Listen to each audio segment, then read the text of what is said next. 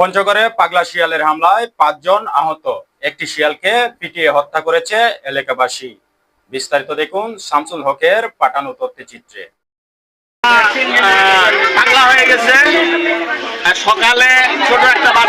পঞ্চগড় সদর উপজেলার ১ নম্বর অমরখানা ইউনিয়নের জগদল উত্তর গোয়ালপাড়া গ্রামে পাগলা শিয়ালের হামলায় শিশুসহ ৫ জন আহত হয়েছেন। সোমবার ২২ জুন সকাল ও বিকেলে পৃথক সময়ে এ হামলার ঘটনা ঘটে। পরে স্থানীয়রা একটি শিয়ালকে পিটিয়ে হত্যা করলেও অপরটি পালিয়ে যায়। স্থানীয় সূত্রে জানা যায়, সোমবার সকালে জগদল উত্তর গোয়ালপাড়া গ্রামে বাড়ির পাশে খেলাধুলা করছিল ৫ বছর বয়সী এক শিশু জুই আক্তার। এ সময় হঠাৎ একটি শিয়াল শিশদি অপর হামলা চালিয়ে তাকে পাশের চা বাগানের দিকে টেনে নেওয়ার চেষ্টা করে। শিশুটির চিৎকার শুনে পরিবারের সদস্য ও স্থানীয়রা দ্রুত ছুটে এসে তাকে উদ্ধার করেন। এরপর বিকেলে একই এলাকায় আবারও শিয়ালের হামলার ঘটনা ঘটে।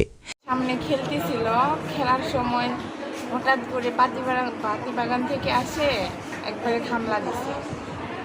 মাদ্রাসা থেকে আসে খেলতেছিল, খেলার সাথে সাথে ভাত খায় বাইরে গেছিল, বাইরে যায় তখন শিয়ালটা বাইরিয়া থেকে আসছে। এতে ইসমাইল হোসেন ৪০, বেলাল হোসেন ৪৫, মফিজউদ্দিন ৫২ ও আব্দুর রাজ্জাক ৫০ আহত হন। প্রত্যক্ষদর্শীরা জানান, শিয়ালগুলো অস্বাভাবিক আচরণ করছিল এবং মানুষের ওপর বারবার আক্রমণ চালাচ্ছিল। এক পর্যায়ে স্থানীয়রা একটি শিয়ালকে ধরে পিটিয়ে হত্যা করেন, তবে অপর শিয়ালটি পালিয়ে যায়। আহতদের পঞ্চগড় আধুনিক সদর হাসপাতালে ভর্তি করা হয়েছে। আনার পরে বাসায় বাজে রাখছি, ডাক্তার আসে শুরু করে গেছে। তারপরে যখন খের ঘুরতে গেছে খেরের বেলায়, তখন ওইখানে আমার চাঁদা করছি ধরে কামড় দিচ্ছে। পাগলা হয়ে গেছে। সকালে ছোট একটা বাচ্চাকে কামড়াইছে, এই বাচ্চাটাকে হাসপাতালে নিয়ে যাওয়া হয়েছে। বাচ্চাটার অবস্থা খুবই খারাপ। ওইখান থেকে পঞ্চগড় সদর হাসপাতাল থেকে রংপুরে নিয়ে যাওয়া হয়েছে।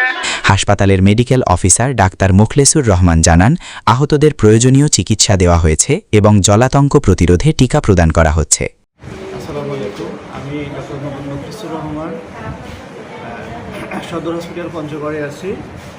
আজ আমরা ৫টা শিয়ালে কামড়ানো রোগী পাই। একটা আসে সকাল ১১টার দিকে এবং বিকালে আরও ৪টা। এদের মধ্যে সবগুলোই মোটামুটি ছিল, গুরুতর ছিল। তবে তিনজনকে চিকিৎসা দিয়ে আমরা বাসায় পাঠিয়ে দিছি। আর 2 জন বেশি গুরুতর থাকায় তাদেরকে আমরা চিকিৎসা দিয়ে এখানে ভর্তি করে রেখে দিচ্ছি। তাদের বর্তমান অবস্থা মোটামুটি ভালো।